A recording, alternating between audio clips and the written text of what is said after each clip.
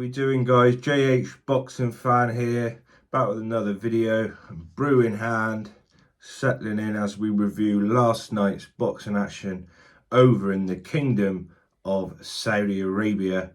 Just before we get into this video, don't forget, if you're new to the channel, keep liking, sharing, subscribing, putting your comments in the comment box for me, helping me to grow my channel and reach a wider audience. Now, let's get into it. There's only one place to start for me, of course. That is with Anthony Joshua, because this morning he is waking up as a man who has suddenly put himself right back on the cusp of a big major fight next year.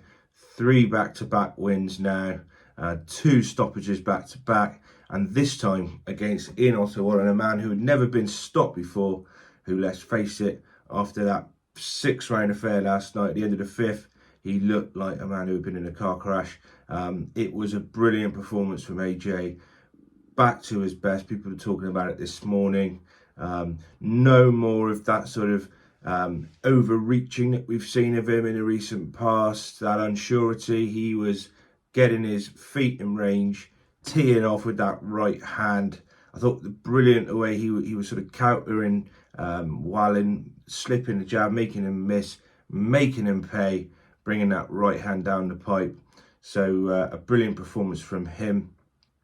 Keep with Ben Davidson. I think, you know, after a performance like that now, what he's managed to bring out of him. I think that performance last time against Helenius, that stoppage, it might just have reignited something for AJ. It might have just made him realise again what he's all about, what he carries in that right hand. And he really does now look like someone who people might start to believe that this could be a 3-time world champion, proving some of those doubters wrong that said he was finished, that said he could no longer do it. Well, what a performance last night. Now, who does he go into next year with? Deontay Wilder. Well, of course, that was what it was supposed to be. But we saw a huge upset last night in that one. Hate to say I told you so, but if you did watch my last video, you might recall when I pulled that pink ball out of the hat that I said this is the one that I am predicting could result in an upset, because I'll come into now. Of course, full disclosure, I didn't necessarily think that Parker could win the fight on points, just because I was hearing that fight with Wilder and AJ next year had already been signed. So I thought that if it was close, that they would find a way for Wilder to have his hand raised. But in the end, it wasn't close. I think Parker won pretty much every round of that fight. He was brilliant. Give Parker full credit. That was probably the best I've ever seen Joseph Parker. Right from the offset, he was on the front foot. He was the aggressor, really going after Wilder, pushing him back into that space that we know Wilder doesn't like to be. We've seen in the past with Fury that when he got pushed back onto the back foot, he likes to be able to plant his feet so he can land that right hand. That's what Wilder has. I think he's shown, which sounds ridiculous to say given his record, but he has shown he's not actually technically a brilliant boxer. He just has that freakish athleticism where he can put people's lights out when he lands that right hand.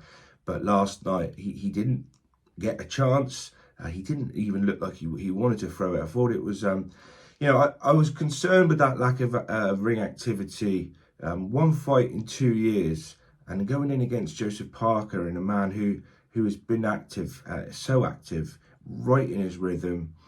He you know, I think it was all wrong for Parker, for Wilder, and so it proved. I think he could have done with a warm up last night against someone who wasn't sort of in his rhythm, and also someone who, because of that closeness with the Fury camp, probably, you know, really felt he had the beating of Wilder, and so it proved. Disappointing that, you know, they're now talking that we might not see that fight. Look, obviously, I think it's going to be difficult for that fight to be made. I don't know what Wilder's going to do now. Will he go on? We'll have to wait and see. I think in the future, it's still potentially a fight that would interest people, AJ and Wilder, but it sounds to me like all the plans that were had for that one now will be put back. So we'll have to see what Wilder chooses to do. And potentially we could set up if we see Fury go on and beat Usyk next year. Suddenly that Fury AJ fight now is going to be the one that people are going to start talking about again. I think we could see a scenario where if Fury goes to beat Usyk and doesn't call it a day, which, let's face it, he will know that if he calls it a day without fighting and beating Usyk and AJ, people will always have that doubt. So he will want to make sure there are no doubts on his legacy when he hangs up his gloves.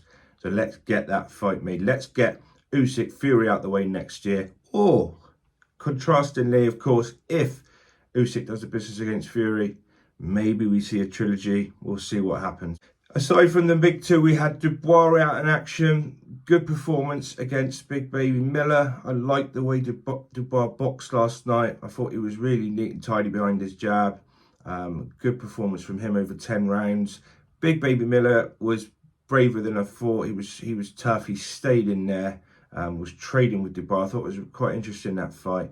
Still would like to see a little bit more urgency in Dubois' work for me, just because I think he's good enough to sort of just perhaps see if he can just bring that the tempo up a bit. I thought he sort of got dragged into a sort of Miller's tempo last night, but obviously got the stoppage late on.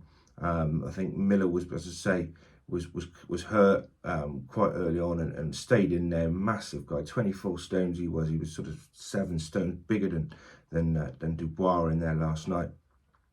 Credit to him, he said in the aftermath he'd taken the fight at short notice. We sort of heard him coming out with a few things, but enjoyed that one. Obviously, Dimitri or Bivol and then Danafa. Look, it was always going to be tough. I think Dimitri or Bivol, the guy is a machine. I mean, I think that could be AI, that man. Just unbelievable. He's just faultless. He didn't look like he'd been in any sort of fight at the end of that fight last night. Just like he'd been a casual run out. It was ridiculous. Lyndon Arthur, I'd like to see, I was a bit disappointed in Lyndon Arthur. I'd like to have seen him to try and be a bit more aggressive. Easy for me to say, look, I think he felt like he seemed like he was a bit sort of afraid of throwing in, getting countered. Could he have sort of tried to take the fight on a bit more? Possibly. But brave performance. He got to the final bell just about. I think now Dimitri or Bivol against Babetiev, that's the one we want for the undisputed at light heavy next year. What a fight that would be for all the silverware. Let's see if we can get that one made. I know there's been some difficulty in the past getting that one made, but I think now it's the one we all want. And just further down the card, brilliant performances from Jai Opetaia, that first round stoppage. A great win for Hrgovic, Kabayel. I didn't expect that. I thought he might come out with a victory in that one, but I thought if anyone's getting stopped early, it would be Kabayel. And obviously he was the one who managed to land on Makhmudov. And he's put his name in the mix now. Hrgovic, Kabayel. He could be in some big fights next year if he can stay active. No reason why we couldn't see Hrgovic, Kabayel in some big fights. Does anyone want to take him on? Does AJ fancy that one? I doubt it. And likewise, Filip Hrgovic. So exciting night's boxing. We saw those early stoppages early on. Then we got into the business end. There's contests that we were all expecting to see. What a night boxing action. When boxing is good like that, for me, I just don't think you can beat it. I was glued to it, enjoying every minute, every punch thrown, and a nice way to finish the year with a brilliant night over in Riyadh. The day of reckoning proved to be. So that's it from me, guys. Gonna get to the gym now. Thanks for listening, as always, and catch me by the end of the year. I'm hoping to get my top 5 fights for 2023 out. Tune in for that one.